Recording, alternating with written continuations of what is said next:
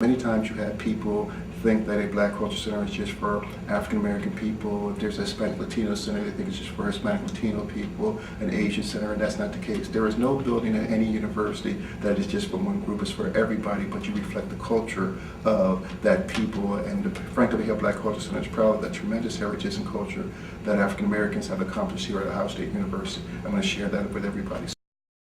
Well, two pieces I really want to talk about. Let's start over here with Sam Gillingham's piece. Sam Gillingham is one of the best African American artists that has made it as an artist. This is part of his Blossom series. If you just go on the internet and you just check out information, you see his name. All he has to do is artwork, and that's how famous he can actually make it. Really different, kind of abstract expressionist. And again, we're just glad to get this piece. Actually, this piece was donated by Professor Pat Sturr. She's the chairperson of art education. And when she had heard that we were having a collection at Ohio State University, she was able to get the artwork of a person of the magnitude of Sam Gillingham. Now, Sam Gillingham, again, is nationally, internationally known. Larry Winston Collins is local. What we try to do is put our local artists right next to our national and internationally known artists, just to show people that our local artists are very talented as well. This is called King's Life. And as part of King's Life, you'll see a picture worth 1,000 words to say, well, this is what we're trying to show. This is a transition that Martin Luther King was making in his life. Martin Luther King, toward the end, was really questioning, was nonviolence the right way to go? Over here is a flag because Martin Luther King was an African-American person. Larry Collins went to the west part of Africa and changed his whole philosophy of actually doing artwork. This is considered to be a relief piece of artwork. Here's a gun barrel looking like shooting somebody because Martin Luther King was assassinated. Here, this is just corrugated cardboard. If you just rip the thin layer off, it's corrugated. So that's just cardboard, rip the thin layer off, and it's corrugated. Here's an abstract cross and regular cross because Martin Luther King was a religious man. Gandhi, in which he got some of his philosophy from. Coretta Scott King is still trying to keep the dream alive. Over here, Rosa Parks, December 1st, 1955, when she refused to sit in the back of the bus, it was Martin Luther King and others that came to the forefront. The Nobel Peace Prize in which she won. This is the Capitol where Martin Luther King had his great march on. Over here is I Have a Dream, which is a great speech that he actually gave. Prison, because Martin Luther King went to prison for his belief. The Ku Klux Klan with the antithesis of what Martin Luther King believed in.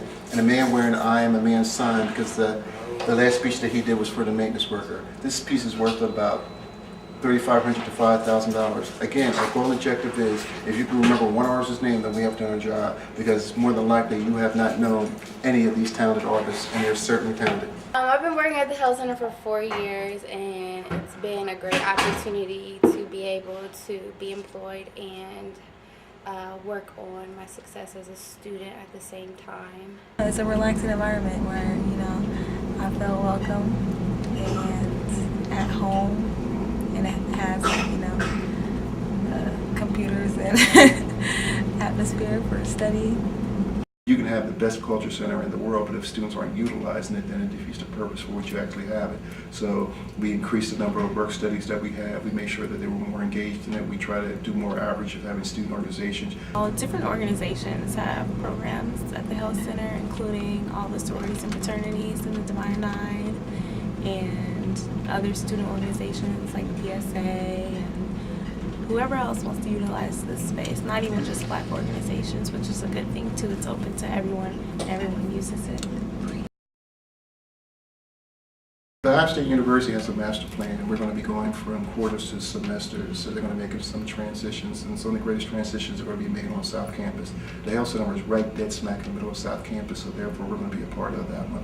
What is proposed at this particular time is the Hale Center space that is here right here, since we're in the middle of South Campus, is to make that a green space and to increase the size of the Hale Center by giving us a second floor or moving over to Anderson.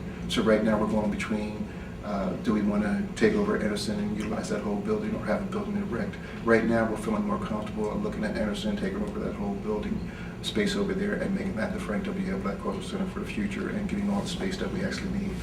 In all, it's probably a good move. I mean, it's a huge building over there. I used to work over there.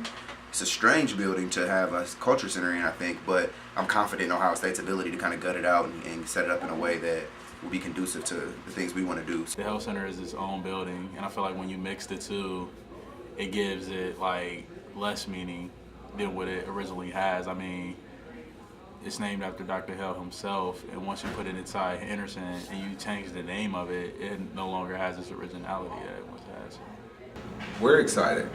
We're excited just because it may give us an opportunity to have a bigger space to serve our students. And that's what it's all about. We are really concerned about serving our students and making sure that they have the best experience here at The Ohio State University.